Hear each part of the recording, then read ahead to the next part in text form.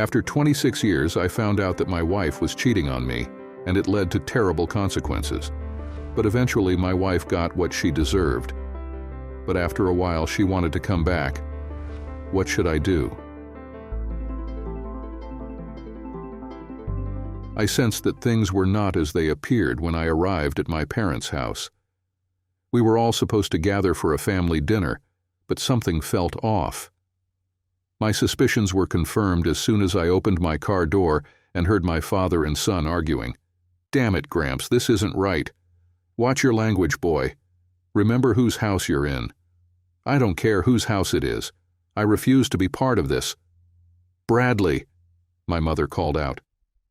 Brad dashed out the front door and stopped in front of me. Although he still wore a scowl, his eyes widened in surprise. "Dad, I'm sorry. I wasn't involved in this." "What?" I asked, trying to suppress the growing unease in my stomach. We turned and watched as the trio stepped out onto the porch. My parents stood there with my fiancée, Karen. Each expression revealed a different emotion. My father wore his usual emotionless mask, while my mother displayed a determined look.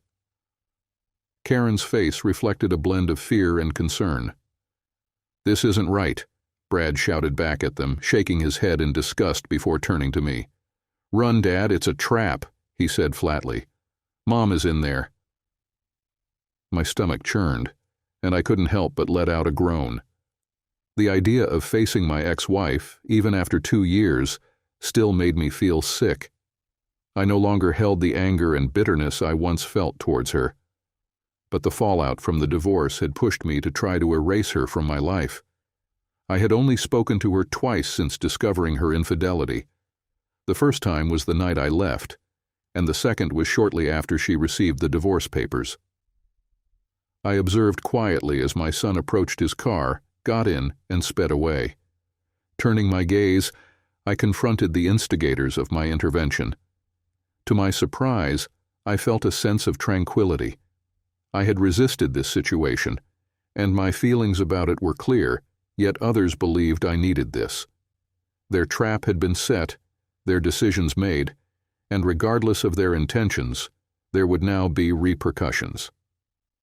However that unfolds in the future, I now had to confront my immediate reality. In a metaphorical sense, it was akin to skydiving, like leaping or perhaps being pushed out of an aircraft. One can scream, cry, pray, or even lose control, but the fall will still happen. As long as the parachute deploys, survival is likely. It was this kind of grim wisdom that allowed me to calmly evaluate my present situation. Like many life-threatening moments, my life flashed before my eyes. Regrettably, I didn't have the chance to savor the happy memories, and ultimately found myself fixating on the last few years and Deidre. We had a solid 26-year marriage. Certainly not perfect, but definitely not bad. We met in college, got married, graduated, found jobs, raised 3 kids, bought cars, and a house. The suburban dream. Looking back, if there were any signs of our impending downfall, I completely missed them. Deidre and I would never be confused for the glamorous crowd, nor were we ever part of the popular scene. We're quite average. I'm somewhat tall but thin. At 6'2" and 170 pounds, some even consider me scrawny. My curly black hair and larger nose reflect my Mediterranean background, while my black glasses and pocket protector mark me as a nerd, engineer. Deidre resembles someone who just left a Harry Potter fan convention, a tall, slender, quirky librarian. She stands at 5'11" and weighs only 130 pounds. Her long, straight brown hair has always been a part of her look, and her oversized glasses seem to enhance her dark brown eyes. Even though she wasn't a model, I've always admired her long frame and petite bust. I thought she was beautiful, and until that day, she was the woman of my dreams. I wouldn't claim that everything was perfect at home. We had our share of arguments, usually over finances. While I was doing well as an engineer and Deidre was a technical writer for a large local corporation, we faced some significant expenses over the past decade. Buying a new house, sending 3 kids to college, and funding 2 weddings sometimes left us financially strapped. Aside from the new house, I wouldn't have changed a thing. I guess I was expecting something different when we finally became empty nesters. We were both 47, in good health, had stable jobs, a home, and our intimacy life was decent. It was relatively conservative, but we managed to connect at least once a week. Our love life, however, was a bit more unpredictable. I tried to keep the romantic spark alive, but it was challenging. We aimed for a weekly date night, but with our jobs and various distractions, it turned into more like once a month.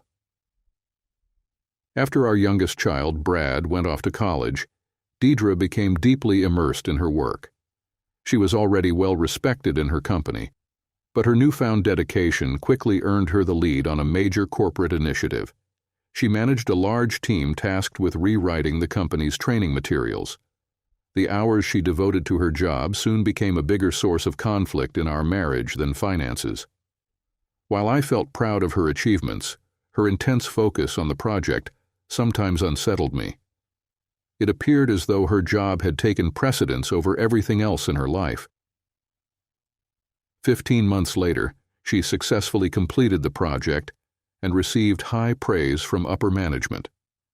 Her team had performed exceptionally well, earning them nominations for national awards from both the National Technical Writers Association and the professional organization affiliated with her company. I attended the National Tech Writers Conference to see her accept her award. Despite the fact that the project had consumed her time for the past year, I was incredibly proud of her. Deidre radiated joy as she reveled in her moment of recognition. A month later, the corporation's annual conference was a spectacle. It was much larger than the previous one, as tech writing was just one of several categories being honored. Deidre's team was so large that her company agreed to cover the travel expenses for each employee, but not for their spouses. Having used most of my vacation days and already splurged on the earlier conference, Deidre attended this one alone, sharing a room with another woman from her office. This wasn't unusual since she had attended conferences without me in the past. However, had I known what would transpire during those 4 days in Chicago, I would have made an effort to be there. As they say, hindsight is 20/20.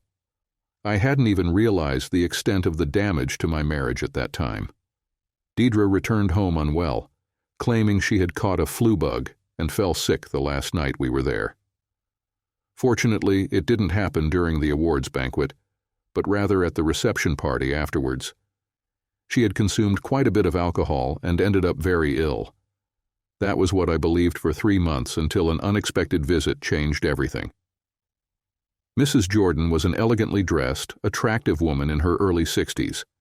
She was married to Thomas Jordan, the vice president of Deidre's division at work. I had met him a few times at corporate events. He was a distinguished-looking, fit man in his late 50s with salt and pepper hair. He always struck me as somewhat arrogant, but I couldn't tell if that was just his personality or a result of his position. My encounter with his wife was quite revealing. It turned out that Mr. Jordan had always had an interest in other women. She had caught him having an affair earlier in their marriage, but they had reconciled. She believed he had remained faithful after that until 2 years ago when the lies and doubts resurfaced. 6 months ago, she decided she had enough. Mrs. Jordan hired someone to gather evidence for her upcoming divorce. She informed me that she had proof of his long-term affair, but it wasn't with Deidre. Unfortunately, she also had evidence of his encounter with my wife in Chicago. It seemed to be a one-night stand, but she couldn't be certain. She ceased the investigation shortly after the Chicago trip, as she had gathered what she needed for the divorce. The photos of my wife and her husband that she gave me were enough to make my heart stop. They showed my wife and her vice president dancing in a ballroom. There were photos of them kissing, as well as several photos with more forbidden content. In addition, a series of photos were published showing them sneaking into one of the toilets of the hotel. After a few minutes they left, and it became clear that Deirdre had straightened her dress and touched up her makeup. Her face was flushed, and she looked like she had just slept with someone. The last set of photos depicted them entwined as they entered his hotel room. While none of the images were particularly graphic, it was clear what had taken place on the final night of the conference. Mrs. Jordan provided me with copies of her report and the pictures. I instantly realized that my marriage was finished. Could I have forgiven a one-time mistake? It seemed unlikely, but perhaps it was possible. However, any trust I may have still had was completely shattered. Her deception in concealing the affair from me over those months was just as damaging to our marriage as the infidelity itself. When I returned home that night, Deirdre was working late once more. I couldn't help but wonder whether she was truly working or meeting up with Jordan or some other colleague behind those closed office doors. That's the issue, isn't it? Once trust is broken, it's incredibly difficult to rebuild. Often it never fully returns, and even if it does, it's never as robust as it once was. The poison of doubt seeps into every aspect, making you question every action, both past and present. What used to seem innocent is now viewed with skepticism. I was mostly packed by the time Deirdre returned home. I had left copies of the most damaging photos on the table. When I emerged from the bedroom with my suitcases, I found her sitting forlornly in the kitchen. She looked up at me, tears in her eyes. "Billy?" she said softly. "I'm sorry?" "Not sorry enough to be truthful with me, right?" I retorted with a sneer. "Would you have ever come clean?" "No," she replied quietly, a tear sliding down her cheek. I slammed the door behind me as I left. She received the divorce papers 4 days later. She tried to reach me several times in those initial days, but I was incredibly rude. I told her there was nothing she could say to alter the situation and to never contact me again. Was that harsh? Absolutely, but I was hurting, a pain she had inflicted, so her feelings didn't matter to me at that moment. I didn't initially set out to remove Deirdre from my life. During the first few weeks, I needed space to think. I was hurt and angry, grappling with whether to proceed with the divorce. For all I knew, it could have been a one-time incident, but regardless, the trust we once shared was lost. I wasn't sure if I could accept the kind of marriage that would remain. Naturally, my friends and family had their opinions. Some urged me to dump the A-girl of easy virtue, while most believed I should attempt to reconcile after investing so many years together. My parents were particularly vocal. I considered their viewpoints carefully, but ultimately, I concluded that I needed to move forward. It wasn't a decision that was well received. The flood of disapproval from my parents, children, and friends was overwhelming. I found myself constantly defending my choice against a relentless line of people trying to persuade me to give Deirdre another chance. The persistent questioning of why I couldn't forgive her was met with my equally persistent response. If she loved me so much, why couldn't she remain faithful? Every conversation seemed to devolve into a debate.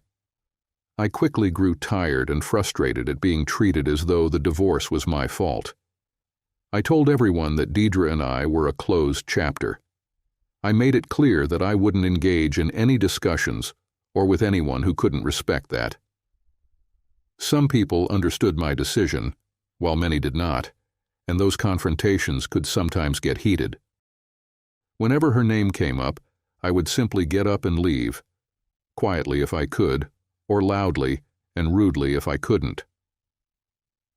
It was no surprise that openly telling so-called friends that since the situation was forgivable and not grounds for divorce, I could borrow their wives for a weekend of intimacy didn't sit well with them. Likewise, saying I was moving on and that if it upset them, they could deal with it, didn't win me any favors. I lost several friends during that period. My children were somewhat supportive after my decision, even though I knew they wished their parents' marriage could be saved. They were angry and upset with their mother, but didn't cut ties with her. I tried to keep them from taking sides, but I made it clear they shouldn't discuss her with me. While my kids respected my wishes about their mother, my parents did not. My mother had a soft spot for Deidre and struggled to accept the divorce. I inherited my Greek heritage from her, and she can be quite pushy, often dismissing views that differ from hers. My father is a different kind of pushy. He served as a drill sergeant in the Army for 20 years and has been called an asshole more times than I can count, which is a mild description. There are far harsher terms that fit him better.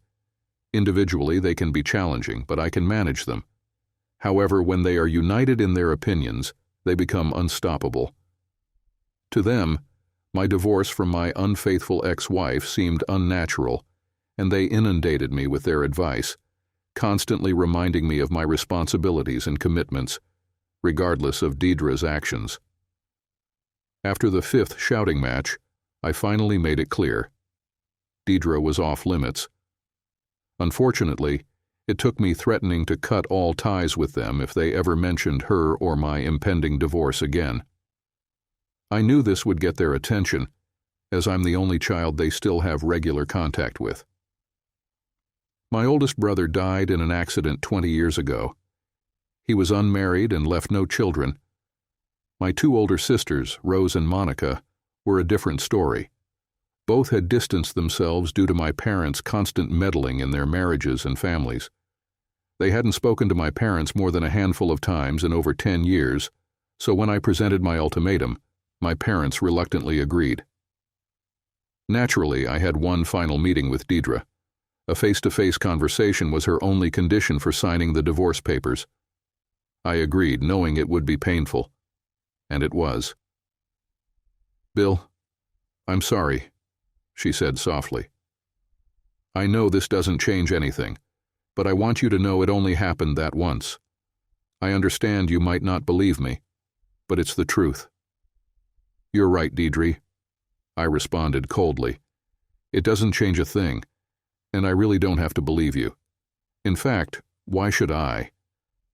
I could see my words hit hard, even though she kept her stoic expression.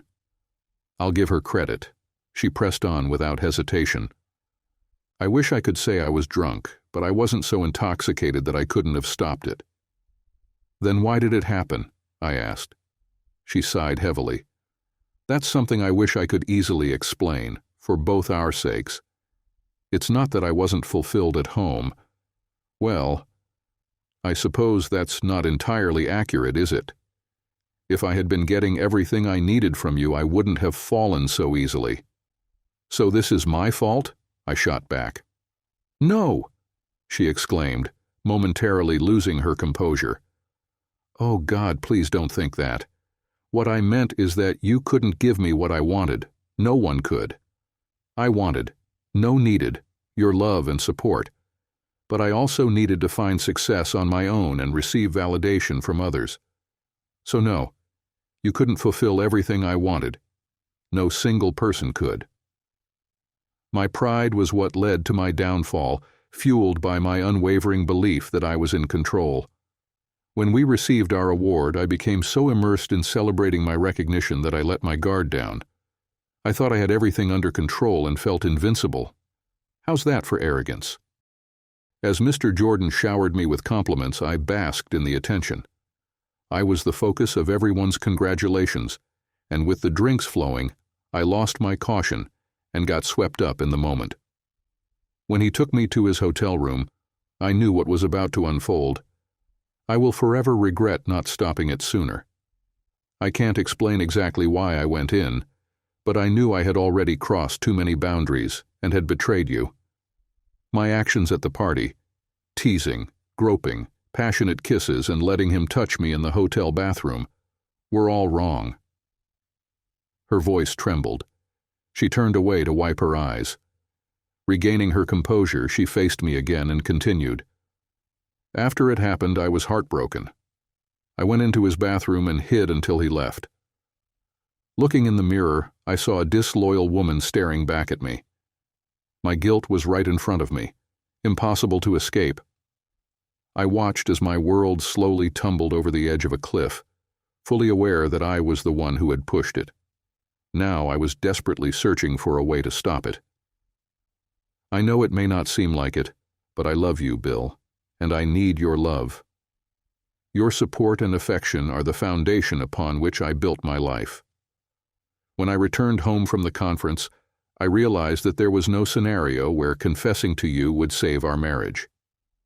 We had both made it clear that infidelity would be a deal breaker. I decided not to tell you. My reasons were selfish, but they were also practical. Just so you wouldn't lose anything, right? I spat. Her expression showed that my words hit her hard. My hurt and anger were boiling over, and I wasn't even trying to conceal my emotions. I admitted my reasoning was selfish, she replied softly. I also knew that confessing wouldn't lead to anything good. I would never allow myself to find myself in such a situation again. It was a one-time mistake, and I would ensure it never happened again. I didn't resign or request a transfer because I rarely interacted with Mr. Jordan, apart from our weekly status meetings. Besides, if I had, you would have become suspicious and started asking questions. You're perceptive, and would have sensed something had gone wrong in Chicago that you wouldn't have liked. Billy, I love you, whether you choose to believe me or not. The mere thought of seeing you hurt and suffering due to my actions was more than I thought I could bear. My guilt was suffocating, more than enough for both of us. I resolved to carry my shame in silence for the rest of my days. I prayed for a second chance. I vowed to heaven and any deity that might hear me that I would never make that mistake again, and if given the chance, I would be the best wife you could ever wish for. Clearly, things didn't unfold as I had hoped. Perhaps, I replied coldly. They recalled the same vows you took on our wedding day, and perhaps they understood, as I do now, that your promises hold no value. She gazed at me in silence, her eyes full of a desperate plea. Like me, she hoped there was some way to fix what had been broken. Sadly, we both knew it was too late. After the meeting, Deidre signed the divorce papers.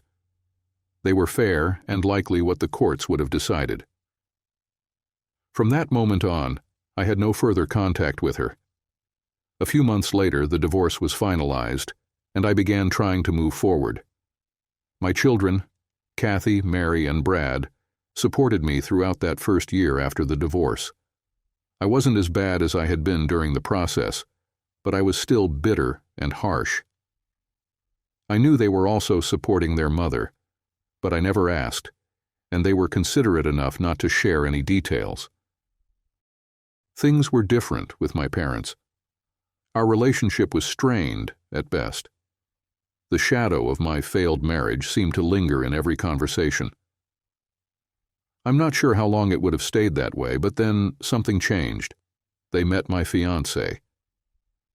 I didn't start dating again until several months after the divorce, and it was a disaster. I'm not sure what I expected, but most of the women I dated carried just as much emotional baggage as I did. As for the ones who didn't, they were probably counting down the minutes until our dates were over, with my bitterness spoiling the evening. I continued in that way for about 7 months before I met Karen. She turned my world upside down. Karen was a small, curvy bundle of joy. Her dark brunette hair framed her pretty face and her big, toothy smile. She was just over 5 feet tall and weighed about 30 extra pounds, but fortunately most of the weight was on important body parts. She had been divorced for about 9 years when I met her, coming out of a very abusive marriage. Sadly, her only child, a son, had followed in his abusive father's footsteps and disappeared 3 years before we started dating. Saying that Karen hid a scared woman with deep trust issues behind her cheerful, bubbly exterior would be a huge understatement. When I took her to meet my parents, I wasn't sure how they would react. I shouldn't have doubted Karen's ability to win people over. She just had that gift. While they had liked Deidre, they absolutely adored Karen. By their second meeting, she was practically adopted into the family. Karen certainly wasn't perfect, and her trust issues were a big hurdle, as were mine. But she breathed life back into my dead existence. I fell for her, and I fell hard. When I proposed, she said yes, but with a few conditions since we'd only been dating seriously for about 6 months. The first was that our engagement should last at least a year to make sure we weren't rushing into things. The second condition was tough. We would both need to get counseling so we wouldn't carry the baggage from our past marriages into our new one. We started couples counseling a month later, and a lot of uncomfortable truths came to light on both sides. For the most part, we were working through them, but there was one thing Karen really struggled with: the fact that I refused to communicate with my ex-wife. I had been completely honest with Karen about my marriage and divorce. By then, I could talk about it without feeling angry or sad. I understood that Karen was worried I might still have feelings for Deidre, and she was right. I did. After more than 20 years of marriage, those feelings don't just vanish overnight. However, they had changed, transformed from what they once were. The love I used to have for Deidre had been tainted by anger and bitterness. Any love that remained was now so faint it could never compete with my love for Karen. I didn't see any good reason to dig up the past or reopen the wounds of my divorce. Apparently, my perspective on the matter was about to be challenged. My father growled, "Well, son, are you going to man up, or are you going to run off like a coward?" Karen pleaded softly, "Please, Will, talk to her." With a heavy heart, I nodded and sighed. Quietly, I walked up to the porch. As my mother reached out to hug me, I stepped back. "Don't touch me," I said coldly. I saw the hurt in her eyes as she began to realize the consequences of her betrayal. I also noticed the horrified expression on Karen's face when she moved forward, but I shook my head. "Perfect," my father sneered. "Are you going to throw a tantrum now, too?" "Fuck you, old man," I snapped. "One more word from you, and I'm out of here. So, anything else you want to add, asshole?" My father's face flushed red, and the veins in his neck bulged. I wasn't sure if he was about to have a stroke right there. We'd had plenty of arguments, but I'd never spoken to him like that before. He clenched his fists, and for a moment I thought he might actually take a swing at me. He was still in good shape, but at 75 it wouldn't have been a fair fight. The sad part was things had deteriorated so much that I would have hit my own elderly father. What a miserable situation, I admitted to myself. Maybe it really is time to walk away and start over. Surprisingly, he didn't say or do anything else. I walked past him into the house. The sights and smells instantly brought memories flooding back. This had been my parents' home ever since my brother passed away.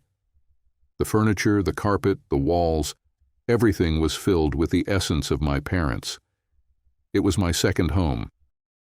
I felt a deep sadness as I realized I might never step into this place again. My thoughts were abruptly interrupted when I saw her sitting in the living room. She stood up, and I noticed she had lost more weight than she should have. She looked tired, and her weary smile seemed forced. Despite everything, I still saw the woman I'd fallen in love with all those years ago. The pain I still carried must have been written all over my face as I watched her smile fade away. "I'm sorry, Billy," she said softly. "I told them this was a terrible idea, but they wouldn't listen." She snorted and tried to suppress a small smirk. "Not like your parents ever listen." It was my turn to smirk. There was a lot of truth in that. I could feel the cold anger building inside me over their betrayal. I hadn't realized it, but Deidre's expression told me I wasn't hiding my dark thoughts very well. "They really crossed a line this time, didn't they?" I nodded. "Past the point of no return?" she asked quietly. I don't know, but I think so. I'm sorry. I tried to tell them, but they thought it was necessary for you and Karen to have a future together. Bill, even though they are a pain, they do love you. And so does Karen. But not enough to respect my wishes, right? I snapped. Whether they thought I was being childish, stubborn, or just wrong, it was still my decision. It shows how little respect they have for me. At least the kids weren't involved, although I'm a little surprised you were. Well, I know both Kathy and Mary told them they wouldn't take part. They both said they told all three it was a terrible idea and begged them not to do it. Brad was busy with a major school project and didn't seem to realize what was happening. That's not surprising, considering how focused he's been on graduating at the end of the semester. As for me, well, it's simple. I looked at the woman who had been my whole world for over 20 years, and I saw her shift uncomfortably. There was a deep sadness in her, one she never had when we were married. Strangely enough, it didn't give me the satisfaction I thought it might. Bill, she said with a sorrowful smile, whatever I say and however you respond won't make things worse between us. I've already lost you. You already hate me, so there's nothing left for me to lose. When your parents asked me to do this, at first, I refused. Even though I had nothing to lose, I didn't want to cause you any more pain. But then Karen came to see me and we had a long talk. She asked me to at least have this conversation with you. I told her what I intended to say, and though she didn't like it, she agreed I needed to be honest. I warned her she was playing with fire and that, no matter what I said or how you reacted, she could still end up losing you. I'm sorry to say this, but she felt she had no other choice. She really does love you, but she's afraid, terrified actually, that you still have strong feelings for me. It's just fear, plain and simple. The kids have shared a bit about her and her past, and I'm sure that's where most of this is coming from. We stood there facing each other in a heavy, awkward silence. Finally, I let out a deep sigh. Okay, Deidre, I said, resigned. Go ahead, say what you need to. How do we handle this? Billy? She asked softly. Would you walk with me in the backyard? I gave a silent nod, doing my best to keep my emotions in check. We walked quietly through my parents' expansive backyard, away from any listening ears. She broke the silence in a low whisper. I'm sorry, Bill. You didn't deserve this. And now, she sighed sadly, now I'm going to make things even more complicated. She smiled faintly when she saw the surprise on my face. Bill, I've been such a fool, in so many ways. I knew I'd lost you when I slept with Mr. Jordan, but I never really tried to show you how sorry I was. It felt pointless, so I didn't even attempt, but that was wrong. When we split, I was overwhelmed with guilt and tried to respect your wish for no contact. I did it mostly to give you space, to figure out what you needed. But it didn't work out that way. I knew that a lot of our friends and family were pressuring you to divorce me. I tried to stop it, but I think I ended up looking like the repentant sinner, which made things worse. I was genuinely sorry, and I would have done anything to take back my mistake and save our marriage, but my remorse only seemed to fuel your parents and some of our friends. I'm sorry they made you feel like you had to shut me out completely. That's where I was wrong. I stared at her for a few moments, confused, and she gave me a sad smile. Even though I was trying to give you space, I failed to do the one thing that might have helped both of us heal. Whether it would have changed anything or not, I should have done something, anything, to show you how much you still meant to me. I opened my mouth to respond, but she cut me off. I know it wouldn't have stopped the divorce, but it might have helped us heal afterward. I should have backed up my words with actions, so you'd know I was truly sorry. At least then, I could have had some peace knowing I tried. I can't tell you how much I've regretted not doing that. There were so many times I wanted to call or set up a meeting to talk things through, but you had cut all ties with me. I spent months struggling to figure out how to reach out to you. But by then, you'd met Karen. The kids told me bits and pieces about her and how she was changing you. I can't lie, I was jealous. But I knew then that you had moved on. I tried to do the same, but I wasn't as successful. Part of the reason was that I needed closure with you. I needed to say some things, but I didn't know how. Now this opportunity has come up and I finally have a chance to make things right, even if I can't fix everything else. So, Bill. She gently took my hand, looking up at me with tears starting to fill her eyes as she began to let go of some of the pain and frustration that had been buried for so long. "My husband," she whispered. "And to me, you'll always be my husband. I'm so sorry. I can't imagine the disappointment and hurt I've caused you. I'm ashamed of my actions and how they destroyed the most precious thing in my life, our marriage. Yes, it was the most important thing to me, but I failed to protect it. Instead of guarding it, I became selfish and allowed it to be poisoned. In one night, I shattered our family. I ruined our future. Because of me, our children now have to split their time between us instead of simply being with both their mother and father." I struggled to process what I was hearing. If my mind was in turmoil, it was nothing compared to what my heart was feeling. "What do you want, Deirdre? What are you hoping for?" "I want a chance to be part of your life again. What I'm hoping is that this little stunt they pulled will make you question whether Karen is truly the one you want to spend your life with." "You think I'll leave Karen and come back to you?" She smiled. "I won't lie, the idea does appeal to me. But I know it's not that simple. I know you, and I know this situation has hurt your relationship with Karen more than she realizes. What I hope is that after this, your relationship with her won't be exclusive. I'm praying that you start dating other women again, and allow me to be one of them. Billy, I'm sorry for this ambush. Not for myself because I finally get to open up, but for you. Whatever you decide, please make sure it's what you want, not what anyone else expects. I know you've got a lot to think about, so I'll give you some space. I love you, Bill. No matter what you choose, I'm afraid I'll always love you, at least to some extent." She lightly touched my arm as she walked past me. I looked into her eyes and saw a weary sadness there, mixed with a sense of relief. I felt the same exhaustion, but without the relief. I sat on the patio bench, overwhelmed by Deirdre's confession and proposal. After all this time, I wondered if there could ever be a chance for any kind of relationship with my ex-wife, or even if I wanted one.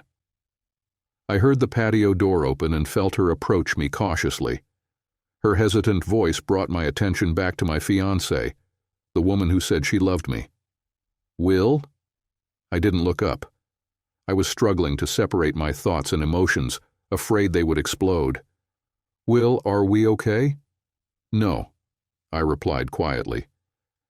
"And the fact that you have to ask says a lot about where we stand." "I know," she said, barely holding back tears. "I'm sorry. The problem is, you're not sorry enough to have stopped yourself from doing this to me. Even now you'd probably do it again, wouldn't you?" "I'm sorry, Will," she said softly through her sobs.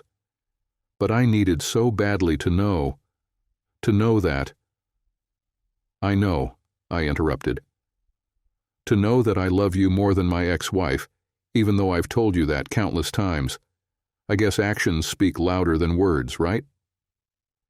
We sat in silence for several moments, both struggling to find the right words.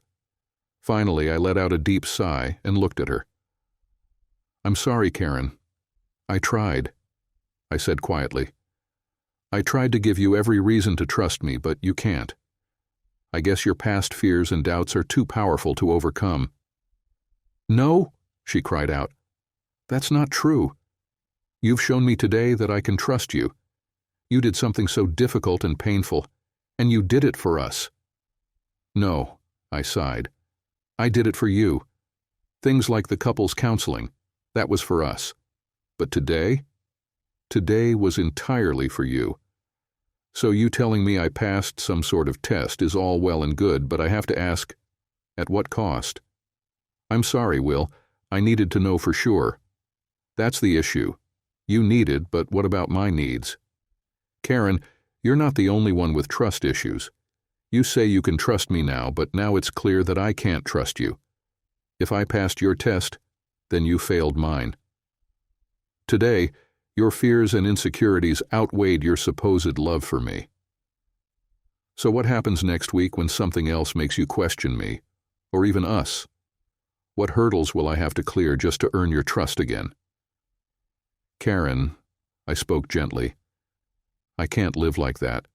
I'm not strong enough to bear that weight on my own, not even for a little while.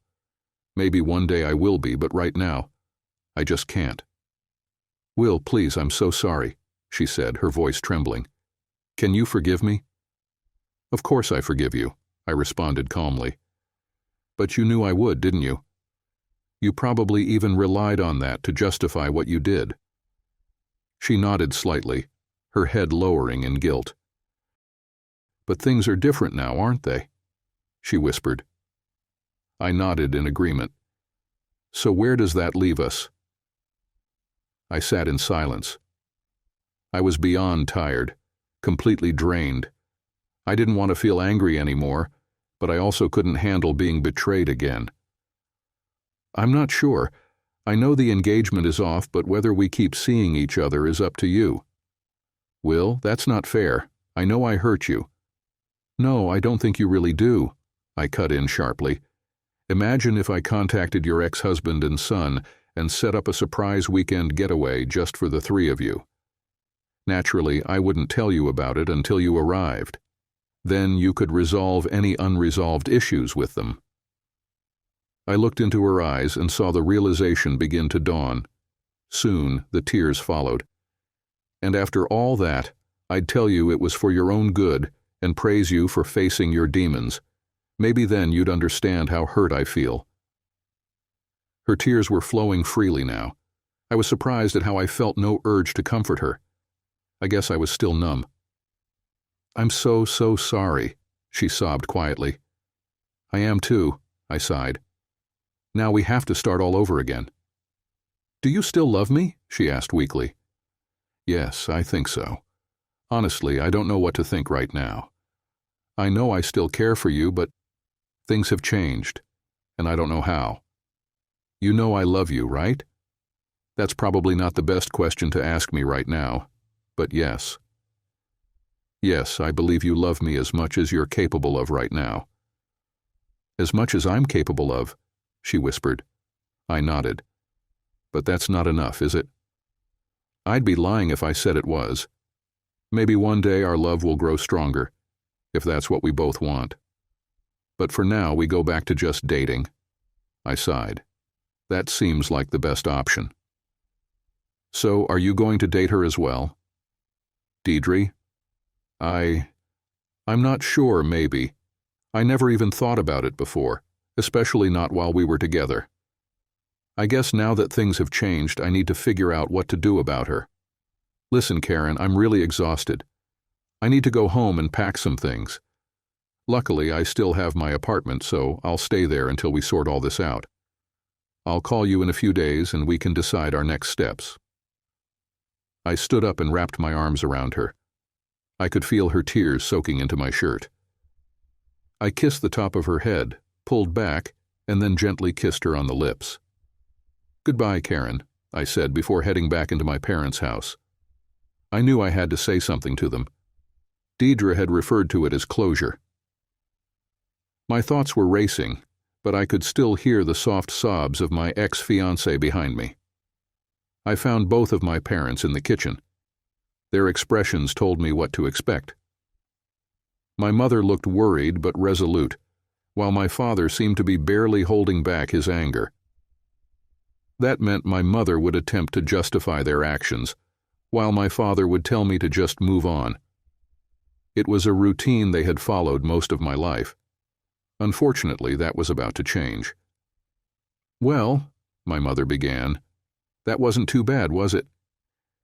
"It depends on how you look at it," I replied calmly. "From my perspective, it was incredibly painful. Sometimes doing the right thing hurts," my father growled. "You know that." "Yeah," I sighed. "That's what makes this so difficult. It wasn't just hard to talk to Deidre. It was even more painful to be betrayed by those I once trusted. It won't happen again."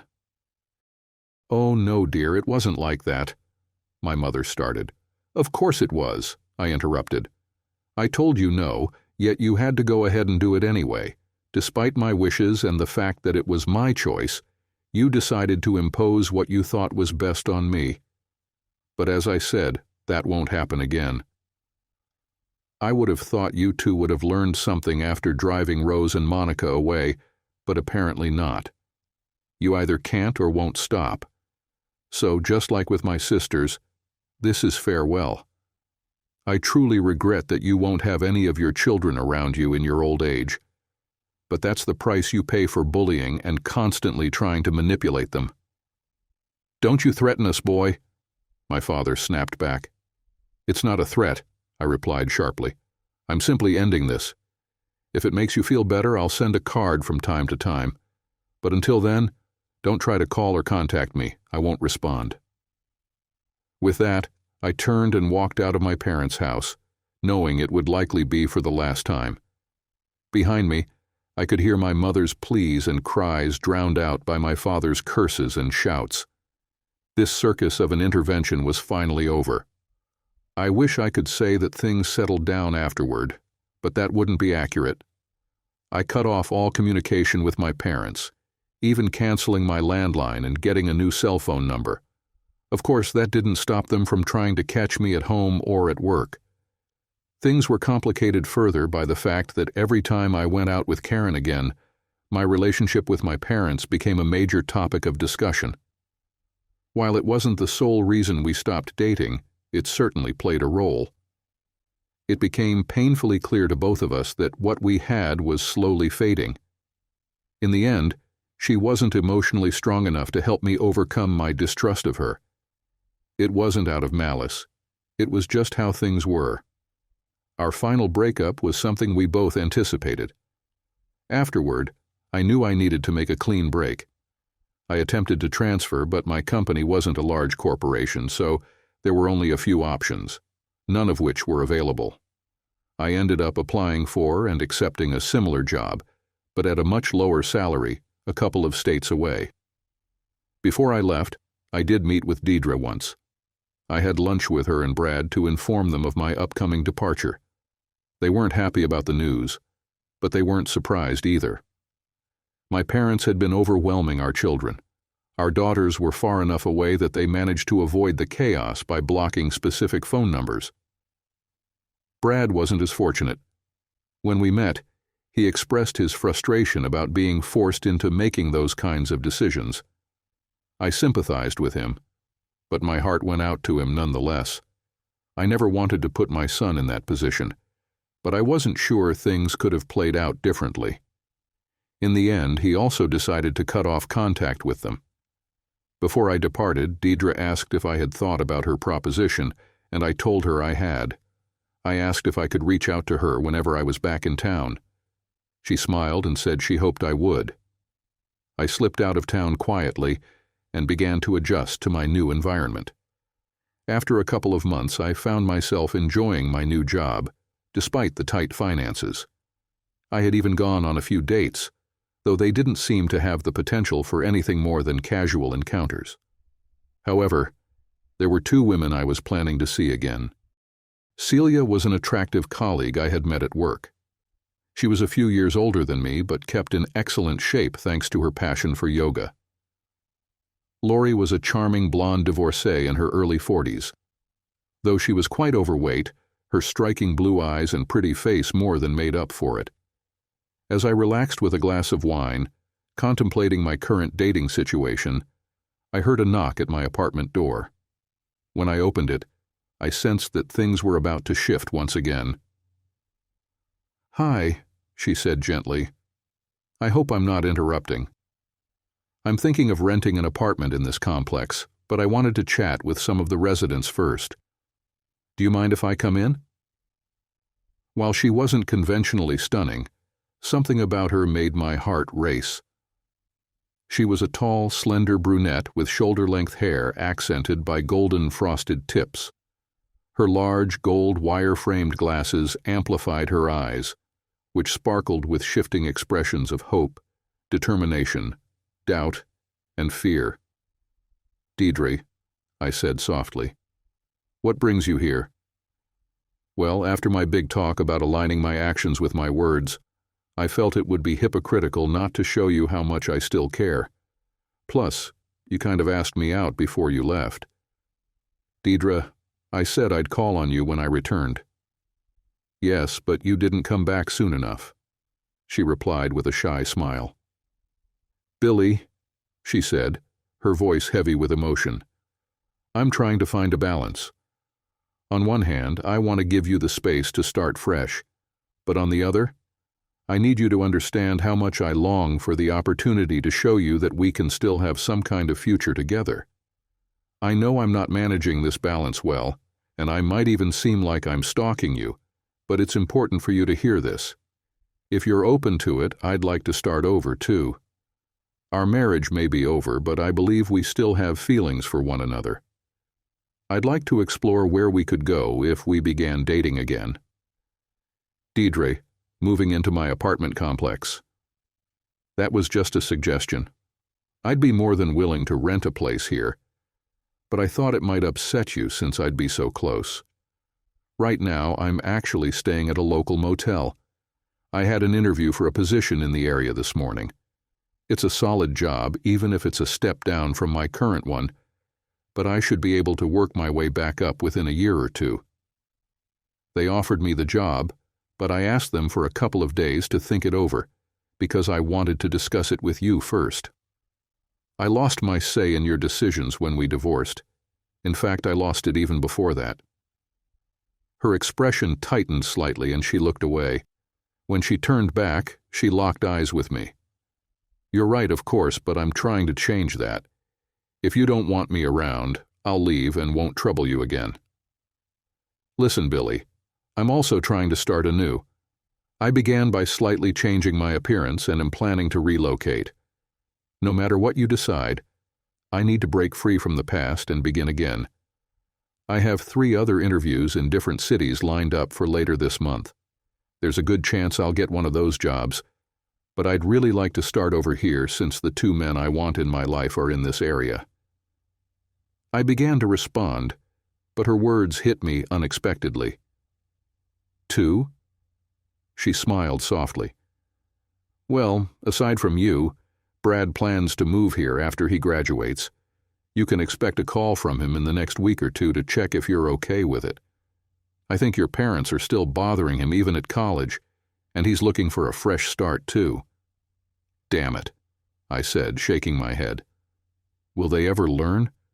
I wish I could find a way to get them to back off, but they just won't stop. I feel sorry for Brad too, she said gently. He shouldn't have to deal with this either. And regarding your parents, I believe Karen still talks to them every day.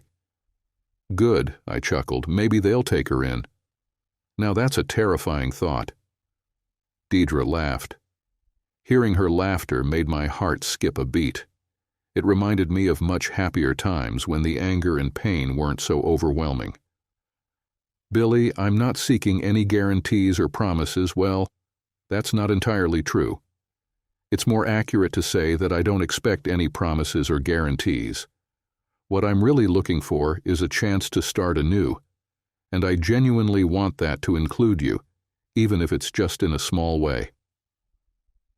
Well, she said, taking a deep breath, how do you feel about my proposal? I noticed she asked about my feelings rather than my thoughts. That was probably a wise choice.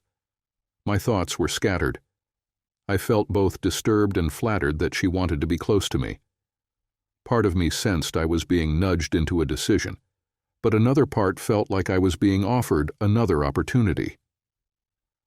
I didn't initially intend to eliminate Deidre from my life. My actions were more a reaction to the circumstances and the immense pressure I was under at that time. I felt it necessary to completely distance myself from her, which eventually turned into something rigid.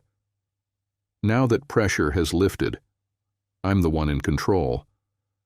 Although I still carry feelings of hurt and betrayal, they're not as intense as they were years ago.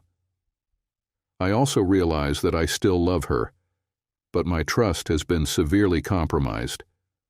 Can it be repaired? Perhaps, but it will require time and will never return to what it once was. Still, I wonder if it might be better or worse than what I could find elsewhere. I glanced at Deidre and stepped back, letting her into my apartment. I think you'd enjoy living in these apartments. The maintenance is responsive and it's quite peaceful. My decision is straightforward. The only way to know is to explore both options. I'll keep dating other women while also seeing Deidre. How long that will last is uncertain. I suspect that I might eventually end up with Deidre exclusively. She definitely has a unique connection to my heart. She understands me better than any other women I might meet, but she also has to contend with the lingering effects of our past marriage, which will never fully fade. Will I ever marry again? I doubt it. Being exclusive with Deidre, Celia, Lori, or someone else appeals to me. Marriage, however, does not. Having gone through a broken marriage and engagement, I'm skeptical that I would ever be interested in marriage again, but who knows?